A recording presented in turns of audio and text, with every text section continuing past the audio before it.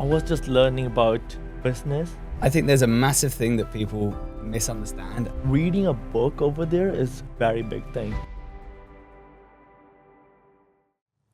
How does a brown guy like you move to Canada and then fall into high ticket? Because there's so many people that are out there listening to this, look at you and are super inspired. And your story is great. I just want you to share it to everyone, because if someone is really lost, if someone thinks that they can't do it because they have an accent or because they're not from a certain country, you proved them wrong. You proved everyone wrong. So if you just want to speak a bit about your background on like how you got to sit here in Bali doing this podcast. Yeah. Like, what was that journey? It was a longest journey. For me, when I was growing up and I had like few options, my first number one priority was to be cardiologist, to be a doctor. Because that's what your parents wanted you to do, or that what you wanted to do? I wanted to make money, Right. and my parents wanted me to have the stable income. So they never gave me anything.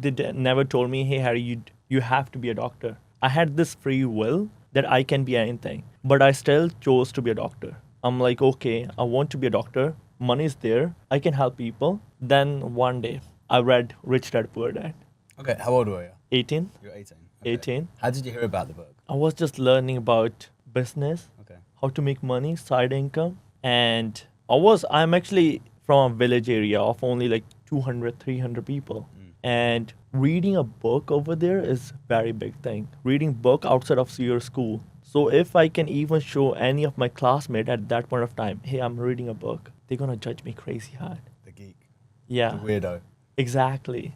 Outcast, outlier, and all of that. And still, I made this decision. Let's invest in the book. So I told my father, hey, I need to read this book. He did not ask me. He might be thinking like, okay, I need this book for studies of my school. But that was for my business, or that was another side knowledge. And from there, I got the whole perspective shift. I was like, why I'm going to waste 10 years to be a doctor and to make the money which I can make by starting a business in like 3-4 years. How simple is it? Then the perspective changed. I pivot the whole journey. Now I made this the aim. Okay, if I'm going to become a doctor in India, it's going to take me like 6 to 8 years. How about I go to Canada? I go outside of my comfort zone, leave my family, so they will not ask me, what are you doing wrong? What are you doing right? And my sister was already there. She was living in Canada like 5 years before me as well. So my parents were still happy. They are like, okay, you are going there to do your studies. But in back of my head, I had the whole different plans. I'm going to Canada to make money. I will never ask my family for another money or another cents. And I can be my own person. Because my family, my father, he has like army background. So he was the sole earner. And he spent his life savings just for his kids. You know, like when you see somebody growing up and who is sacrificing everything, he's not living his life, he has the money, but he's still spending all the money for the sake of his kids. So I made this aim that I want to serve him, and I cannot serve him while doing the job or while doing some like studying for next 10 years. So I moved to Canada. Then after coming to Canada, I realized 9 to 5 not going to work, but I still had to pay the mortgage. I still had to pay the rent. I started doing Walmart job first month, and then I shifted to be a security guard like any other brown dude. But every single time I had this thinking, okay, I want to go into business. I want to go into business. Everybody who were next to me, so they were saying, get the permanent residency, do your studies, and get stable in Canada. And my family, my friends, all of the people, and still for them, I was now another type of weirdo. Like the same story that happened when I was in village. But still, like when everybody was against me, I shifted into sales, solar sales. And this was the guy who never spoken English before. I started speaking English when I went to Canada. And how long ago was that? Like 2.5 years ago. And it was the crazy shift because I started chasing rejections. Why? Because Where do you think that comes from? Because a lot of people, especially from backgrounds where it's very hard to escape, it's very hard to change your mindset and the way of thinking, because when you're around just one way of thinking, how do you become that person that changes their mindset?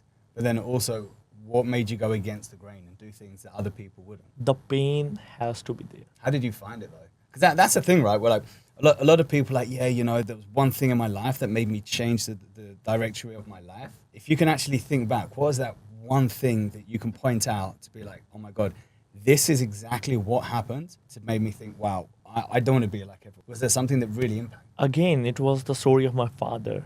The way I saw him grinding his whole life. Why would I do the job? I would be selfish, right? If I just think about myself and be my own. So then I started thinking, does the math make sense? Okay, if I'm making $18 an hour for 20 hours, because I was in college, you cannot do work more than 20 hours per week. And I'm only going to make about $1,200 per month Canadian, which is not a lot. How I'm gonna send money to my family? Second thing, how I'm going to spend money for the tuition fees, which was $20,000 I had to pay in next 4 months. So I had to think outside the box. So I had no shift. option. I had no option. And even if I had option, I did not want to take any of the option. The reason was simple. Either be a donkey or think like a horse but act like a donkey. Explain that, because people that listening, they're probably like, well, why do I want to be a horse? Exactly. Let me tell you the real thing. There are so many immigrants who go with this big dream to Canada and they start grinding their ass off and they're working on Tim Hortons. They're working as security guard and they are running behind the hourly wage. How can I make $5,000? I can work 60 hours. How can I make $4,000? I can work 50 hours. I told myself that I did not come this far. To come this far, I'm not going to exchange my time for money. And then I started thinking, how can I do the business? First thing that came to me, learn sales. That was the foundation of everything. Then next day, I'm Googling this thing, sales jobs without any experience. And I got solar sales, door to door, pest control. And I did not even know about door to door. I'm like, give it a try, give it a shot. Who gives a shit? If you fail, just do it. So that is how I applied for 5-10 opportunities on Indeed. I got the interview next week and they hired me. They still ask me on the interview the same question I vividly remember. Do you have any experience? I'm like, fuck yeah, I do have experience. I worked in India. You have to make your own way. And that time, I know that I lied to somebody, but he trusted me. Now, how I can make sure that I will not break my family's trust, the person who hired me on the spot, and even my trust. But still, I was scared. First month, I was scared because commission only job. I did not have any idea that what I'm going to do.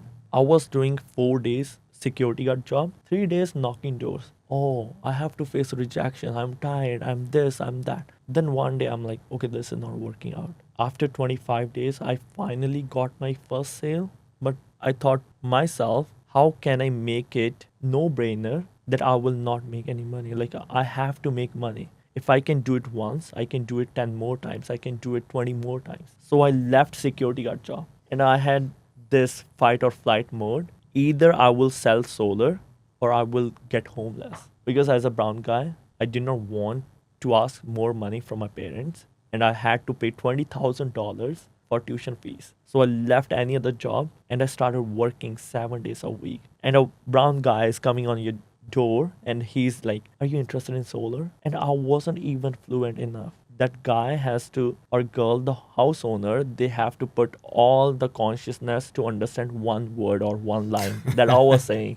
And Yeah. How did you deal with rejection? Because you speak about rejection a lot. yeah, And I think a lot of people that have experience in rejection, they run away from it. Yeah. They do everything possible not to actually face rejection. yeah, There's a lot of guys that can't cold approach women Mhm. because they're scared of rejection. There's people that don't go for the job they really want because they're scared of rejection. yeah, And in sales, there's a lot of rejection. true. So how did you handle or get over?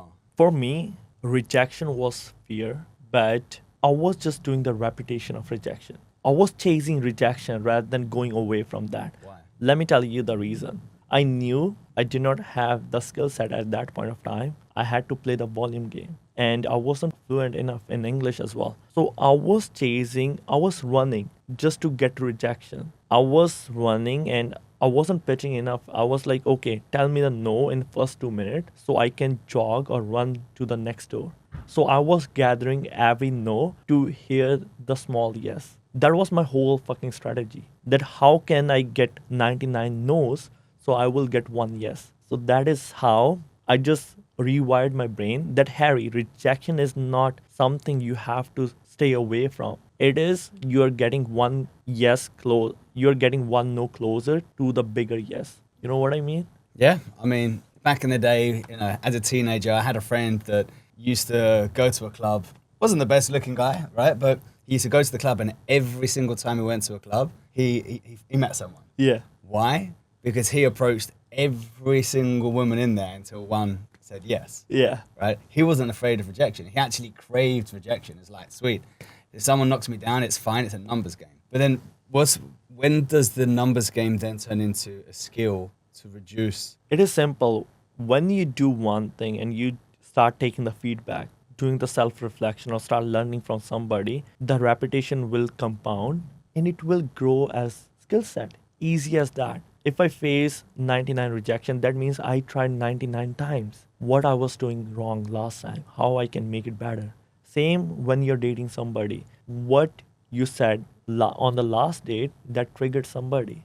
That is why how easy it is for us to read the room, because we made so many mistakes. We burnt so many bridges as well. And now we can joke around. I think there's a massive thing that people misunderstand, and that's Yeah. emotional intelligence. Exactly. So when we did the Nomadic Closer House back in April 2024, we actually hired a dating coach. So we had 8 closers. They came to Medellin a whole month, and it was the most incredible life-changing experience for the closers. One of the biggest things that they took away, there's multiple different things, but one of the biggest things that they took away was when we got the dating coach to actually teach them how to cold approach women in the streets or in the shopping center. Yeah.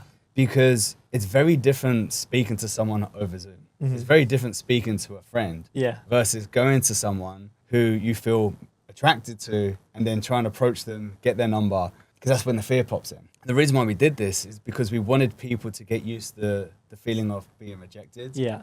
being ignored. And it's the same as with door to door, right? It's the more rejection you get, the more comfortable you get. So then what we found is once they started to approach women, it's like, okay, now what I need you to do is, yes, be careful, like just control what you say, be aware of what you say, but I want you to have more focus on their reaction, Yeah. their vocal, right? So how are they reacting vocally, their body language. And then once you keep on doing that and you understand the emotional reaction, you can become more emotionally aware and emotionally intelligent aware to be able to be like, you know what? I can't run up to a girl and tap them on the back because I scare the shit out of them. Yeah. I can't run up to a girl when they're with a boyfriend because that's not clever. But people don't know, man. Like it was crazy. Like some of the guys used to run up to the girls, tap on the back. Excuse me, can I have your numbers? Like, yo, what are you doing, man? Insane. They feel like you're gonna attack them. Or you go up to a girl, she's sitting there, just about to eat some food, and you approach her while she's just about to eat some food. It's Yeah. like there's so many people that have no emotional intelligence. I think it's once you truly understand different situations, you can be like, okay, so if I approach this way, I'm gonna get that reaction. Okay, that's silly. That's Yeah. stupid. I shouldn't be doing that. I mean, I know so many people. You know those guys that you always have like that one friend that always says very uncomfortable things in random situations, and you look at me like, what are you doing, dude? Yeah. It's not the right time. Do you think you can teach emotional intelligence? Depends on the person, right? So I would say the answer, I cannot teach EQ to somebody. They have to learn themselves. Yeah. They have to go through it to truly understand. Like you can point out what the cues and what you're looking for, but they have to experience it to understand it. Yeah. But then for those who never get rejection, never cold approach, it's harder for them to actually learn about EQ. Yeah. So going back to your story, you then figured out that door to door was not for you and you got into the higher ticket space. Before jumping into that, can you tell everyone what a DM setter is, a setter, a closer, high ticket? Because there's so many people out there that are in either traditional sales or they want to get into sales and they have no idea about this whole online world of sales. Yeah. What is it? So first of all, I was making decent money in door to door. And the only thing that shifted the trajectory of life, that my call started again. So I started searching online what I can do to make money online. Now I had this skill set, which is called sales. Now how can I sell to somebody online? There are few things you can do.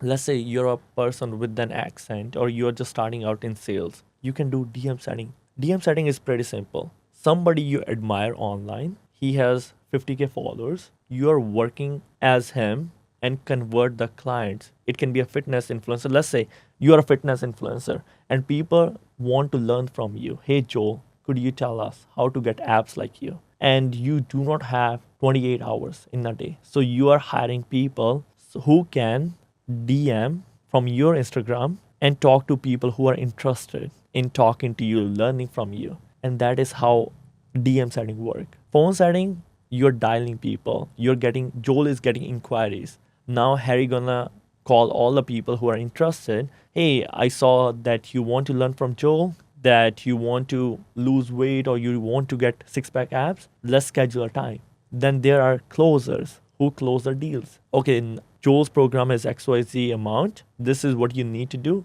As simple as that. They're closing the deal. So these are the three categories of in high ticket sales: DM setter, dialers, and closers. And for anyone that's listening to this, how easy is it to become a DM setter?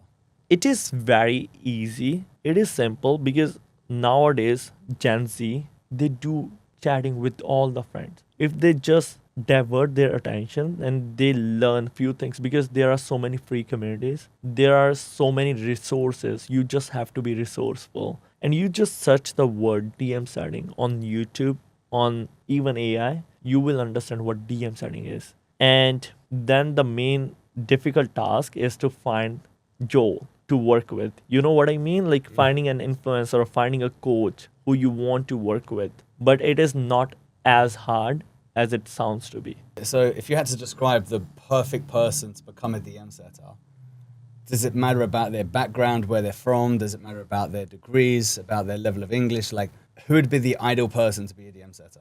I think my mom can do DM setting as well. Anyone? Yeah, exactly. You can be young hustler who want to be self-independent. You can be 16-year-old guy who is in school and who wants to make 3K, 5K extra on the side. You can be a DM setter. It just, we need the drive to be there and we need that you know how to text somebody. That is it. So how long does it take to become a DM setter? You can become a DM setter within a month as well. How much can you make after a month? 3 to 5K. 3 to 5K Exactly. US dollars. US dollars. And it doesn't matter where you're from. No. And how long does it take to land a role? It is. Let me ask you it this way. If someone goes onto YouTube, watches a video and thinks they're a DM setter and has no guidance versus someone that finds a coach, helps them get some guidance, reaches out to a recruiter to get them placed, what's the difference in how much someone can make if they try and do it by themselves Yeah. versus if they go and get help? Yeah. And then how much can the person make realistically that tries it by themselves versus Yeah. getting help? There are two things, right? Like the difference is day and night. If you're trying to work out on your own, it might even take you years. Because I was there when I was trying to figure out on my own. Then you can see the person who did all the mistakes in his life and you are like, hey bro, could you give me the guidance? And he will give you all the guidance. So you can do, like it is one of the best shortcut that you can change yearly time to even months. It can take you like years to find the right opportunity where it is not even for sure that you will crack 1K per month. But if you learn from somebody who was there, who was in the ups and downs, he will give you a clear guidance. And within 1 to 2 months, you can start making money and be on your own. It's crazy. If we look at it as a recruitment agency, so the biggest issue that we find is people, they learn the skills, right? Maybe they learn the skills by themselves. Maybe they've invested into a coach. Then what they do, they go out by themselves and they try and find a role, right? They have no idea how to vet the business. They have no idea how to do the interview process and they get rejected. But then all of a sudden, they've been jumping on so many interviews. One person says, yes, you have the job. So then what happens is because they've invested time, money, and effort into their skill sets and trying to land a role, they just accept any role. Yeah. Now they're on this role and they're making, as a closer, for example, they're making $5 grand, $8 grand a month. But in reality, they know they should be making more with the skill sets they have. So what we find is if we did a survey and we asked each closer, how much are you making at the moment? And if you was on the write-off with your skill set, how much do you think realistically you should be making? Yeah. They all said at least 10 grand a month extra. Yeah. So I'm like, okay, so if we calculate that, over 6 months, that's 60 grand. Over 12 months, that's 120 grand you're losing by not getting someone to help you vet the offers, smash the interviews, how to handle objections on interviews. And then when you are on roles, how to actually maximize the output. Exactly. So like in reality, by not getting help, people are losing 120 grand plus a year by just landing on a role that doesn't suit them. Yeah. It's crazy. And it's the same as the DM setter. There's so many people that reach out to business owners, especially business owners that are just starting. They're like, hey, I'm a DM setter.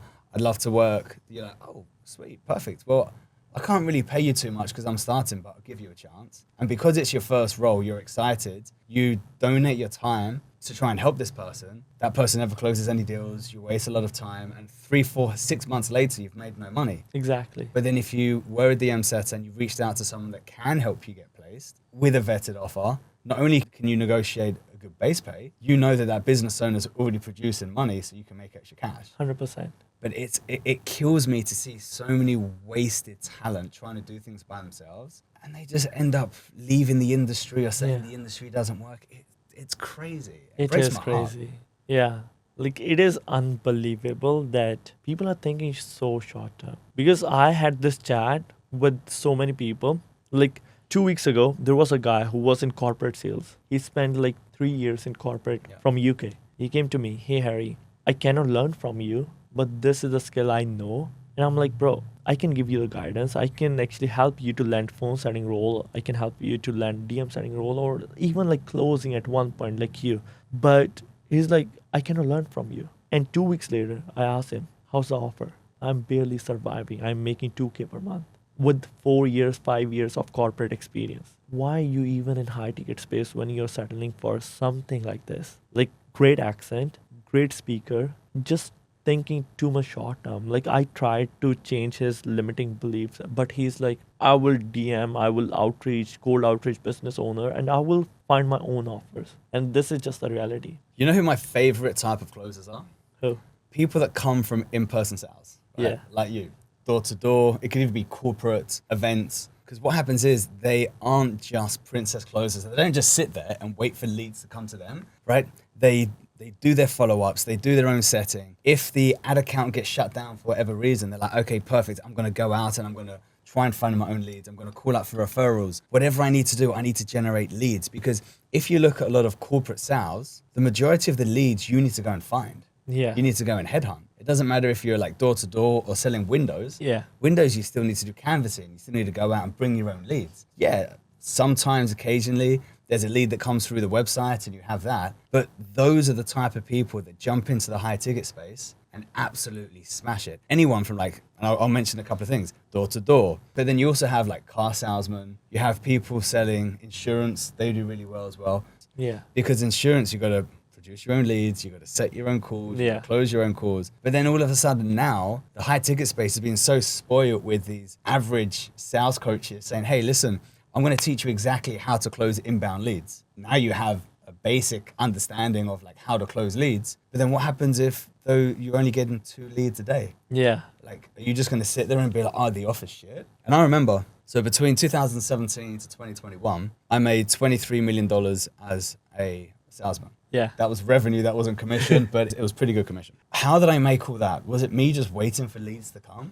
Absolutely not. I found a really good fulfillment partner and I found a really good product that people liked. Yes, they were sending me 2 leads a day, which it was great, but I'm thinking, hang on a minute, let me try and change my mindset from an employee mindset to a business owner's mindset. Exactly. Employee mindset, I'm like, okay, I'm going to fold my arms and I'm going to just wait for these inbound leads to come to me and I'm going to close. Or I can change as a business owner and be like, oh my God, I've got an incredible business partner that has a great product, that has great fulfillment, and all I need to do is just bring in the leads and close. Yeah. Wow, incredible. So then I started going out. I started figuring out how I can generate my own leads, how I can close my own, how I can set my own leads, how I can close my own leads. And it got to a point where it became so incredibly successful. Mm-hmm. I hired my own team to do DM setting. I hired a team to do marketing for my own lead generation. And then I went to the business owner And I said, hey, Mr. Business Owner, I know I'm getting 10% on all the leads that you're giving me. If I create my own leads, how much commission will you give me? I don't know, 20% if you do self-gen, done. So all of a sudden, I've doubled my commissions, and I'm just closing all these deals left, right, and center. And people around me, they're like, how are you producing so much when we're only getting 2 leads, 3 leads, maybe 4 leads a day? Come on, brother, wake up.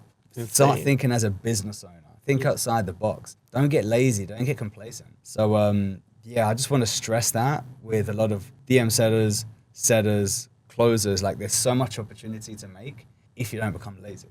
Exactly. I think that is the biggest bottleneck. People pay money and they think that they will be the next rock star of the industry. But the mindset is still the same. Let me tell you one thing that happened with me pretty recently. There's one guy came to me 1.5 year in sales, and I tried to give him some opportunities. Like within 48 hours, he got like 2 opportunities at DM setters. And he was the guy who never actually made more than 2K in the comms, and both of the opportunities are 4K plus. But in these opportunities, he realized that he has to put in the work. So what he started saying, hey Harry, I cannot do 6 hours, 8 hours. I cannot work this. I cannot work weekend. I need base. The guy I'm working with, I'm working 1 hour per day for 5 days per week, and he's paying me $1,500 base. Technically, he's paying me $75 an hour. I'm like, what the f-?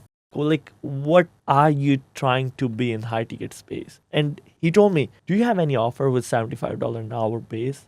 I'm like, that is not going to happen. It is all about mindset at one point. Like, even you can give somebody the access, you can give them the skill set, but they will still fuck everything up. You know what's interesting? I always thought that everyone was mad if they didn't own their own business. Yeah. I'm like, how do you not want to be your own boss? And for years and years and years, I used to look at people, not judge, but I used to look at people thinking, you're an employee. How can you be happy as an employee? Yeah. And I spoke to my brother-in-law, very, very successful guy, successful business as an employee for a very big company. Yeah. And I had this conversation with him. I was like, listen, I see you're a very successful guy. You have a stable job. Do you not want to create and have your own business? Yeah. He said, why would I want to have my own business with the stress? Why would I want to be on commission base only? He said, I've got a great job. It's reliable. It's a huge company, great reputation. I have my 3 weeks of holiday a year. I go in at 9, I leave at 5, no stress after. I don't want the extra stress. Yeah. And I thought to myself, oh yeah, not everybody should be an entrepreneur. Exactly. A lot of people should stay as an employee, right? But there are some that don't want to have a boss, that don't want to do the usual 9 to 5. So they become an entrepreneur.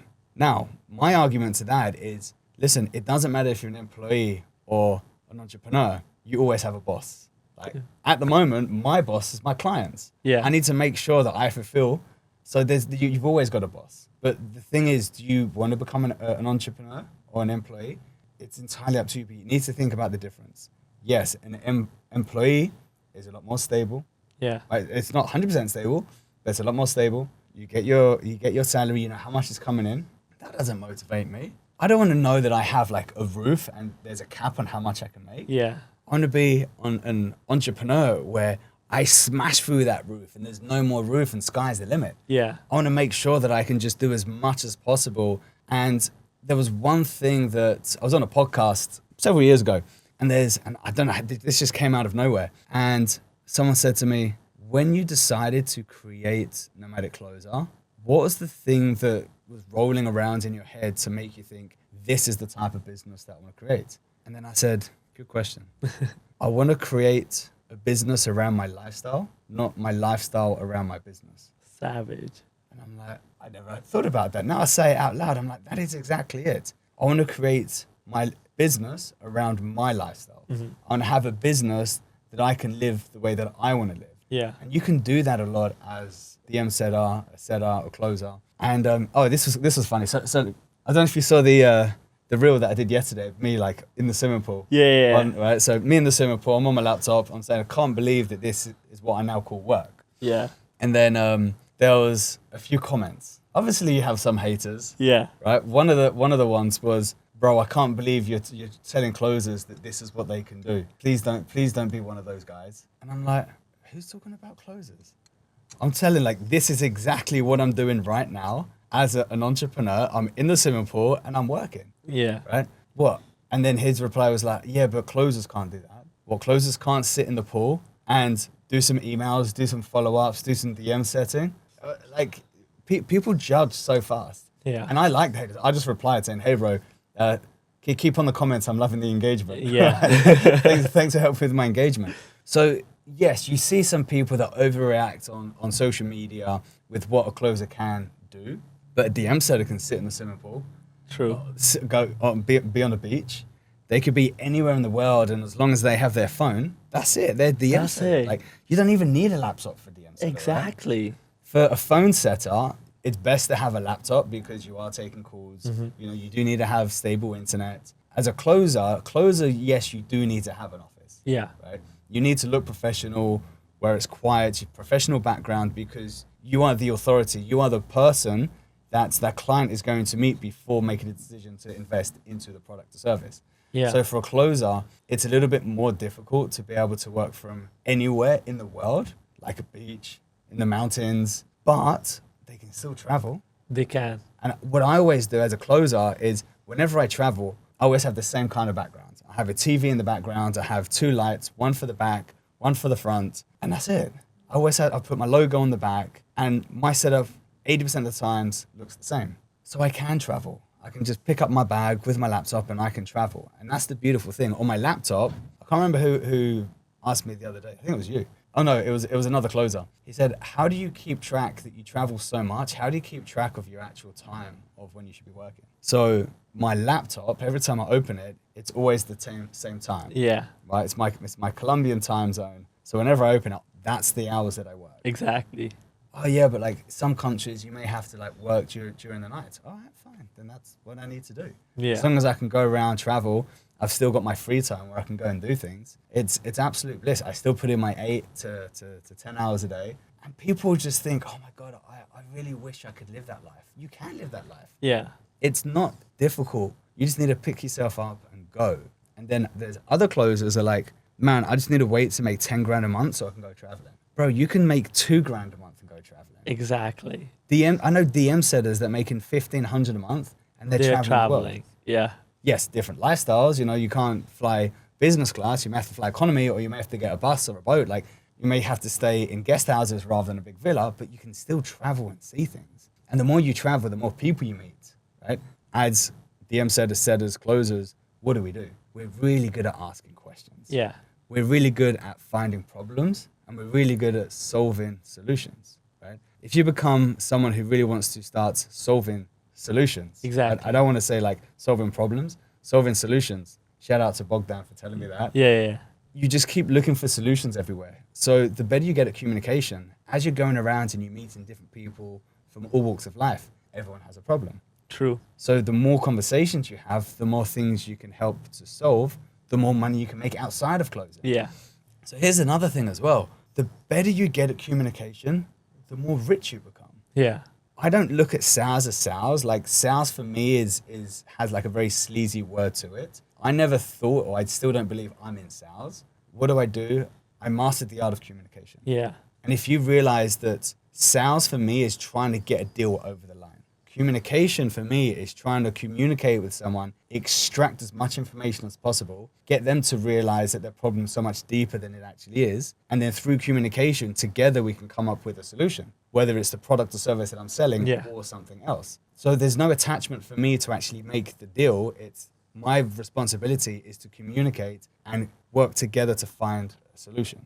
Once you can master that, you can sell anything to anyone, anywhere in the world. Exactly. And the first time I came to Bali, second time I came to Bali in 2021, can't remember.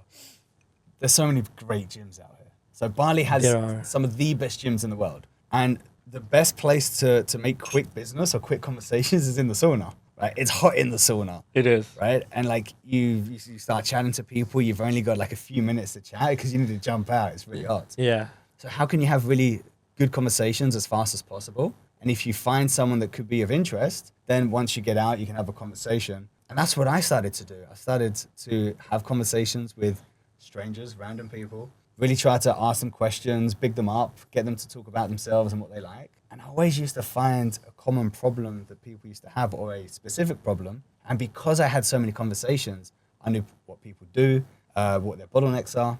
I started connecting people. Yeah. And all of a sudden, the more people I was talking to, the more people I was connecting with, the more money I was making. Yeah. And that's what you do as well, bro. Like you had such an incredible journey where you started off in India, you went to Canada, you started door to door, you got into high ticket, you learned the art of communication, and now you're a master connector, making more money than you could ever possibly imagine. And you're just getting started. Exactly. It's crazy. Like anyone can do it. Exactly. It doesn't matter which background you are from. You just need to learn how to be curious, how to talk. Background? Not this one, Oh, but not- where you're from. Oh, okay, not like this wood. Yeah. Right. Like some people I talk to, they say, we do have Indian accent. We do have African accent. People cannot understand us. So what? Exactly. Same thing. Yeah. So I'm like, why can't you work on this? Just like try to learn some few things and even some lingo of human being. And it is easy. It is not easy, but it is simple. You have to train yourself and you have to put the repetition and talk to strangers. Because that is how, like, first time I came to Bali, just last month, I got like so many amazing connections in the one gym. Like everybody know, like yesterday I met the guy, right? He was talking about sales, sitting with his friend. I went to him, hey bro, I overheard something. Are you in sales by any chance? Oh yeah, I'm in sales. Bro, I'm working as a recruiter. I'm doing this, I'm doing that. Tell me about you. What you do, what kind of company you have. And now he's helping me out to send me more setters and DM setters. And same like there was a fitness guy I met in the gym. I saw his ink, the tattoos. I complimented him. Hey bro, you do have amazing tattoos. He's like, thank you, bro. So what do you do? How long you are in Bali for? Simple conversation and then going into, okay, do you need some help? This is what I do. Or like, how can I help you? How I can be in your service? Just as a friend, as a human being. My favorite things to do is when we're connecting with people and they share what they do, I always love asking this question. Hey bro, how can I send you business? Yeah. Right? Like it's the best opener. The best opener. When I have people reaching out to me, whether it's setters, business owners, if they're reaching out to me and they're like, let's just say DM setters, closers, CSM sales managers, they reach out to me, they're like, yo bro, I'm a DM setter, can you help me get a role? Yeah. Who the f*** are you? Insane. Or if it's a closer, hey bro, I'm going to be your next top closer guaranteed. What are the terms of the guarantee?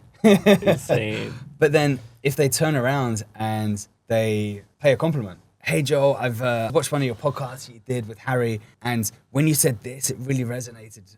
Like, thanks for sharing. By the way, I made you a personalized video. That personalized video is an intro video. I'm going to watch it because they complimented, and now I'm intrigued. Yeah. Right? Or the other way that I like is when someone says, hey bro, like, love what you do. How can I send you business? Who's not going to reply to that?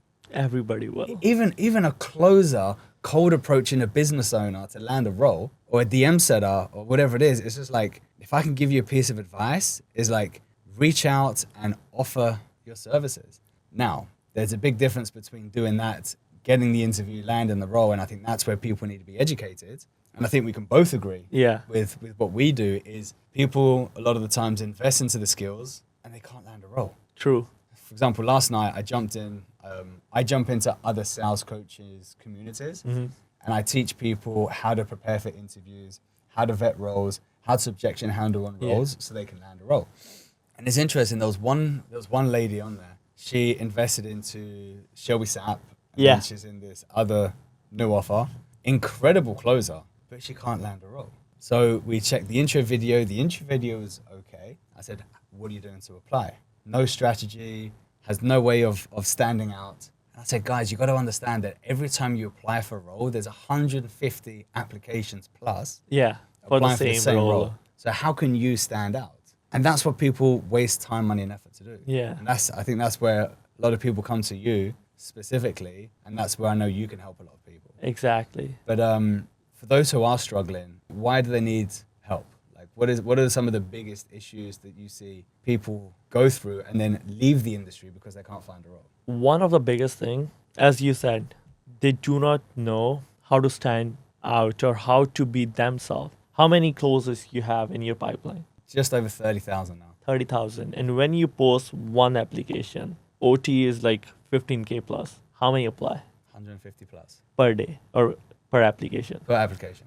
Per application. And you are the one. There are 149 people who might have better skill set, more experience, better accent, and there are so many things more. Like you are already fighting a game that you're going to lose. You know what I mean? So you have to understand who you are as a person, how you can make yourself different than 149 other people. It is not easy, but it is very simple. There are few tweaks, there are few things you can do to easily make yourself look better. Have a clean background as we talked before. That is one thing. Like clean in the sense of not like you are not traveling or you're not walking. Don't have your underwear. Exactly. You don't have your friend behind you with underwear on their head. Exactly. Kind of thing, yeah. Second thing is talk about your metrics, what you did accomplish in your life. Third is talk about your story. Nobody wants to hear I'm coachable, I'm hungry. Oh my God. Yeah. Hey, I'm a highly motivated individual that likes to work under pressure. Right? Stop reading from your script. Yeah. Stop reading from a CV that you made back in high school. Like, yo, this is what you should be doing. No one reads CVs anymore. No. People want to see you, especially in sales. Is someone going to read a CV that you probably made with, Claude? Or do they want to see a video of how you present yourself, your conviction, your confidence, your certainty? I'm going to share this story. So when I first got into sales, the first company that I actually applied for, they had 38 closers. Mm-hmm. They were doing $2-3 million a month. And every Monday they had a recruitment pool, like 50 people turning up every single Monday. And then what they did, it was 3 hours long, and they had to try and figure out who'd be a good candidate for the role. Yeah. And apparently, after being placed, one of the recruiters there, they said it's crazy how we have 50 people turning up every Monday. 70% are always the same people that just never land the role. Yeah. Me and one other guy, we jumped in first time. We asked a couple of questions. We stood out straight away. They're like, guys, you're hired. I'm just going to put you right to the front. I don't even need to interview you. Yeah. Let's go. Why? Because we showed conviction, confidence, and certainty. Now, one of the guys, besides me, so it's me and another guy, the other guy that got hired, bro, he's never had a script in his life. He's a natural born sales guy. Let me rephrase that. He is a very confident person that has conviction in what he says, and is just very certain that whatever he says is going to work. Yeah. And out of the 38 people, there was always the top four. It was like me and him always like floating between between fourth and first place. But he had no script. Yeah. And no one could understand why he was doing so well. One, he outworked everyone, so he was doing more hours than everyone. But two, he was so certain in himself. Like, it was just absolutely insane. So I think people that have a lot of certainty, conviction, and confidence in themselves, they're the ones that concede much faster. Yeah. For those who don't have confidence, and you're sending an intro video with no confidence, Yeah. and you're wondering why you don't get a role, come on, bro. Like, would you hire yourself? Like, look at that f***ing intro video. Would you hire yourself? No. Never. Then why do you think someone's going to hire you? That's what you need to do. You need to do it in an intro video. You got to look at it and be like, I would hire me. Yeah. That's the confidence you need. But then going back into DM setters and setters, it's slightly different with the intro video compared to a closer. A closer, they want to see your frame. They want to make sure that you have good mic, good camera, good background, present well, look good, right? But as we live in a trust recession at the moment, DM setters don't need a camera. Phone setters don't need a camera, but they should be able to do an intro video to present themselves the right way. But why is that important? I think every sales rep, if you're hiring somebody, you need to have a good introduction video. Doesn't matter which position you're applying for. It can be a DM setting, closing, but people need to see who you are in person, in reality. Can they trust you? Do they want to hop on a call with you every week and train you? And do they want you to represent their brand, the baby they're building as a business owner? So it is important. Like, it doesn't matter if you use camera while doing the work or not, but you have to understand that clear communication in that 1.5 minutes of the introduction video is your most important time. It's even way more important than the interview, because that is how you're going to land the interview. Same if you're on Tinder, you have to have, What's that? like right now, Gen Z people, they want to match or get girls, guys. And bro, what? So yeah, like that is matchmaking app. Is it for Tinder for closers? Yeah, yeah, yeah. Right. Okay. So you, So you match with other.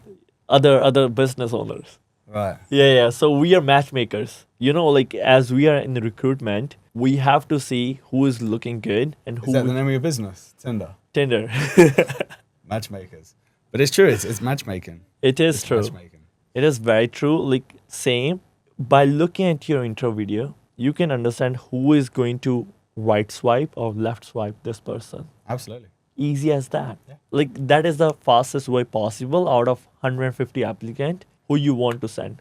5 people, 10 people at max. I totally agree.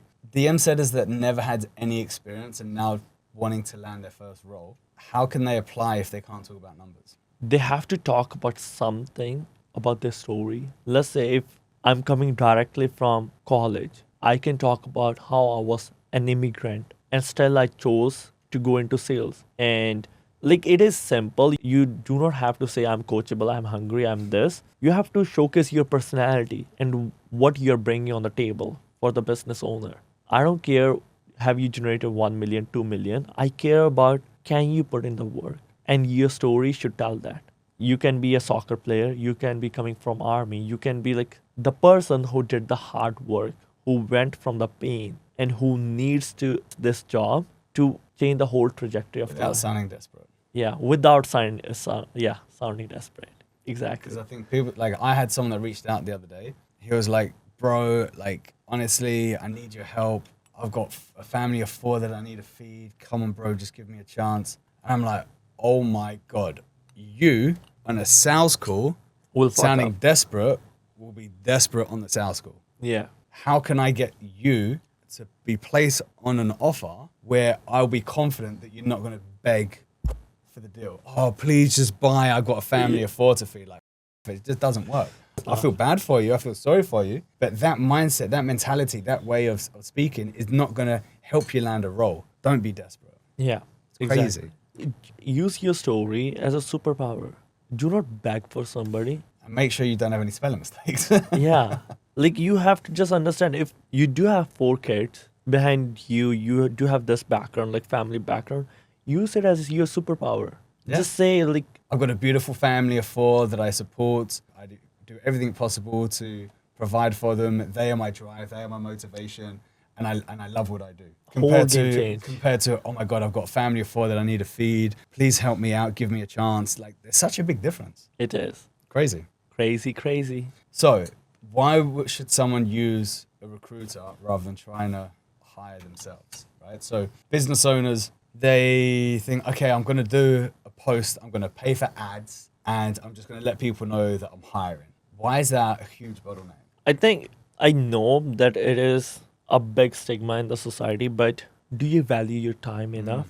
Exactly. Or like how dumb can you be as a business owner where you want to spend 20 plus hour to make the ad, then just share the ad so applicants will come to you and there are going to be like hundreds of applicants if not thousands. How are you going to make sure that you are vetting them? It is not 20-hour job, it is 40, it is more than 100 can be. So if you are making with your business, let's say 10K in a week, like big business owners, they make way more. They make like 50K per week and they're doing like on track earning is like 200K per month. So you are willing to spend those 40 hours to vet people, make ads and all of that. It is, I think, insane. Well, I think it's crazy. And again, if business owners have the time to do it, fine. But I think exactly what you said. Business owners don't value their time. They don't understand how difficult it is to hire a closer. So this is what I always say to business owners. The reason why business owners should use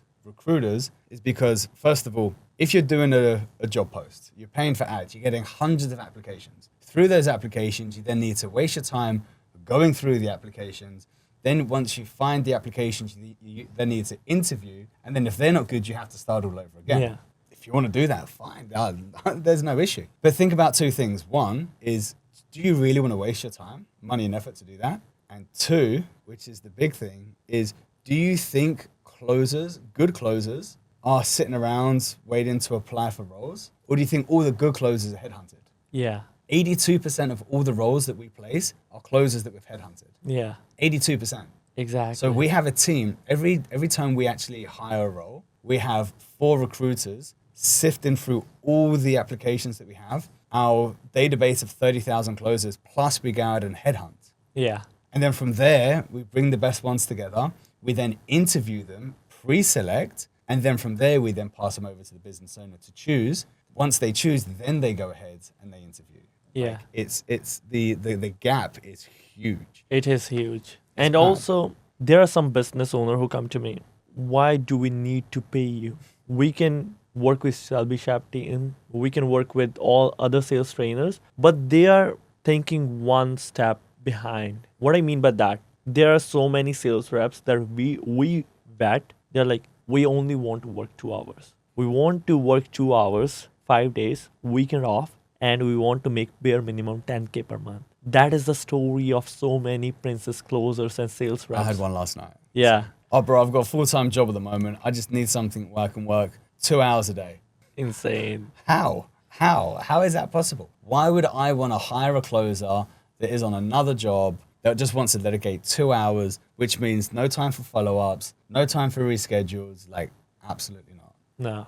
I'm sorry. Yeah, you will find all that kind of people when you try to hire yourself. As a business owner, you do not know what type of talent you're looking for, how the vetting work, how all the things like interview, hiring, everything like that. Like you gonna waste money, time, effort in exchange of somebody who's only willing to work 2 hours per day. You got to be obsessed. You know, if you really want to make it in this industry, you got to be absolutely obsessed. And I remember, so 2.5 years ago, I moved to Colombia.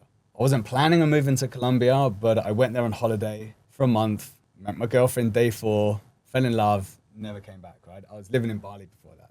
Funny enough, we're here now in Bali 2.5 years later. So in Colombia, I reactivated my sales academy in the Spanish market. Mm-hmm. 1, because I love coaching. 2, I'm good at it. And 3, I speak Spanish. Yeah. So it's an advantage. And the mentality of the Spanish market is very different to the US market. Very, very different. It's slightly old school, slightly behind, very skeptical. So there's a lot of mindset shifts that we had to kind of work on. And the opportunity isn't as much. Like you can make more money in the US market than you can in the Spanish market. So as I'm going through the sales academy, at that time, my girlfriend's best friend, she was a receptionist at a dental clinic. And she said, man, I'm making like $400 a month with my salary. I don't really understand what you do, but I know it's something to do with like online sales and you have a Spanish academy. Can you teach me? I was like, you know what? I'll give you a beca. What's that in English? A scholarship. Okay. I'll give you a scholarship where you can come in and I'll train you. But you need to make me a promise that I want you to put in as many hours as humanly possible, get obsessed, and I want you to quit your job in 3 months. Yeah. And she was like, done. Right? Cool. She put all the effort in. She resigned after 2 months, not 3 months. 2 years later, which is now, she makes enough money.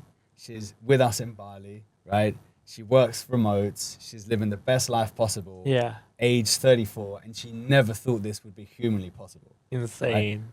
Right? She came from a third world country where she learnt the skill to take her away from a $400 a month job, put all the effort in. Now she's making money where she can travel around the world. Yeah.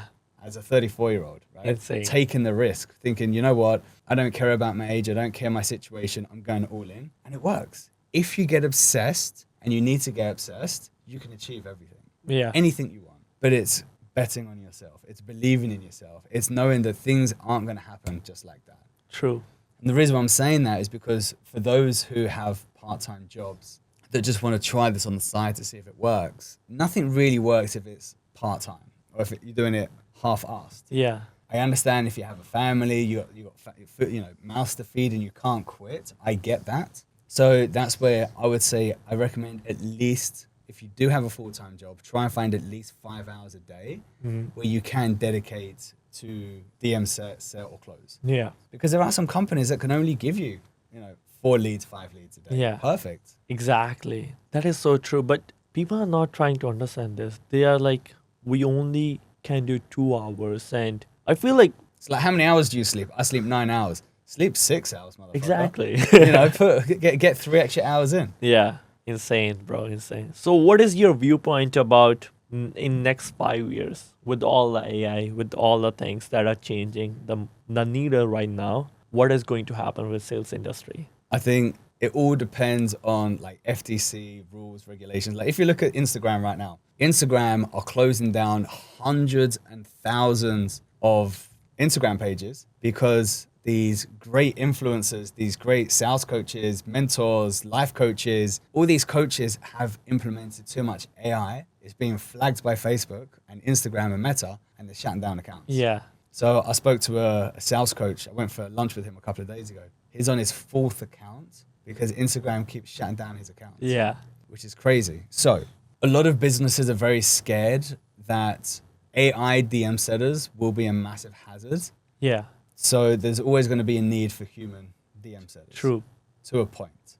Phone setters, I think as AI gets more intelligent, there'll be 2 roads. One road is you need to let people know that they're speaking to an AI setter. Yeah. So it's like, hey, why don't you book a call with our AI agent to see if you qualify? Mm-hmm. If they do that, it's fine. But there are a lot of people that are like, hey, listen, I want my business to be able to be real people, and I want people to realize that they're speaking to real people. Yeah. Because there's going to be such a divide. Mhm. It's fully AI, or hey, we are the humans over here, work with us. Yeah. And then from there, I think closers, always going to need closers. Exactly. You can't replace closers. True. And I really feel like the way things are going, and we're seeing it now, the biggest reason why coaches will be successful is because they're going to be doing more in-person events. Yeah. People are going to lose so much human interaction with all this AI that they crave human interaction. Yeah. And the ones that have never had human interaction, they're just going to be divided, right? They're just going to be in their virtual reality, in their goggles, fake world, fake life, fat as fuck. Yeah. They're going to live, not as long as most people because they're just sitting there with their VR goggles. There's others where they just crave, hey, let me go to events, let me go to masterminds, let's meet up, let's have like life-changing experiences. And again, as AI gets more intelligent, people won't need to work as hard. Yeah. And they'll have more time to look after their health, their wealth, the relationships, where you have a lot of AI running the business for them. So they can do more things face to face. So I think it's going to be incredible for a lot of people. Massive. And it's going to be terrible for some. True. This is something I was thinking about for you, dude. I don't know if I mentioned this. Did I talk to you about streaming? Yeah. You told me a small glimpse. Bro, I think with the way things are going now, if you become the only streamer for DM setters in this industry, like you'll be the first person to do it. People will be following your life. They'll be following you around, and everyone would want to get into your circle and get taught by you, and business will want you to work with them and get people placed. Like I think that is going to be huge. Yeah. I'm looking into it. It's like I travel so much. I've got such a cool life. How can I bring people on the journey with me? Yeah. So you have the Instagram stories and things, which is really cool. I think streaming is going to be the next On thing. Twitch or where? Kicker, was it Kicks? Well, I don't, bro. I'm about to turn 40, dude. Is it Kick, Stitch, There is Twitch. Twitch? Twitch is the one, like, biggest streaming platform. But yeah, it is savage. It is cool. Like imagine right now, like we're live streaming, Yeah. right? Like we're doing podcasts. Then we go to a cafe. We've got someone that's just recording all the time. We're on the scooter. We've got the live stream going on. We've got our headphones talking about shit in life. Yeah. So Like- bromance. Yeah. We're going around Bali. People are seeing the scenery. Almost run over a dog. Oh God, you see all these people driving around, no helmets. Yeah. That is be going to cool. be so fun. That is so true. So where do I think things are going to be going in 5 years? I think there'll be mini drones following people's lives around, and they're going to be the most successful people streaming their life. Yeah. And then you've got the fat fucks sitting there with their VR goggles, spending money and just watching other people's lives. Insane, bro. That is so insane. It is crazy. Crazy, right? Yeah, we should start streaming. We should. Hire some people Yeah. and cool. I'd definitely like to try that Yeah, for sure. savage. Awesome. Any last quotes, any last thing you want to share to sales reps who are new, who are might be old in the space, who are trying to be another sales coach, sales manager? The best thing that I've ever done in my life is find a mentor that is living the life that I want to live and has done the things that I want to do. Simple as that. Why try and do it yourself? That may or may not work. It may cost you way too much. It may cost you your life. Yeah, Why not try and find someone that has done it? Don't fall for the first mentor that you find. Make sure that you relate to that person. yeah, Because I see so many people investing into a coach because they like the lifestyle, but it doesn't resonate with them. exactly. Or the way that they speak doesn't resonate, or the way that they sell doesn't resonate. So there are tons of people out there that can help you, whether it's getting, recruiters, getting life coaches, getting sales coaches, whatever it is, that is what I suggest everyone to do. 100%. Do research. Rather than going behind Lambos and all the big cars, look to a person who's living the life that you actually want to live, Exactly. not the materialistic stuff. All these young kids that rent a Lambo for the day. It's like, yo, this is my Lambo. If you turned around and said, yo, I make enough money to rent a Lambo, I buy into you a lot more, right? Don't pretend it's your Lambo. It's not your Lambo. Yeah, But making money and you can rent a Lambo. Hey man, I'm a sales coach. I make enough money I made enough money as a closer where I can go country to Monaco and I can rent Lambos. Right? This is my rented Lambo. How cool is it? That's cool. Yeah. But don't fall into people's bullshit of this fake life that everything's perfect. It's not. insane.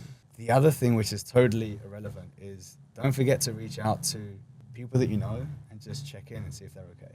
Yeah, You have no idea what people are going through. You have no idea their thoughts. You have no idea if they're having any suicidal thoughts, if they're happy, if they're not happy. Just check in with people. You know, bro, how you doing? Yeah, good, bro. How are you really doing? yeah, No, I'm good. All right, cool. Fair. We need to be around. We need to let people know that we're there for them. So, true. Yeah. Savage. Mental health.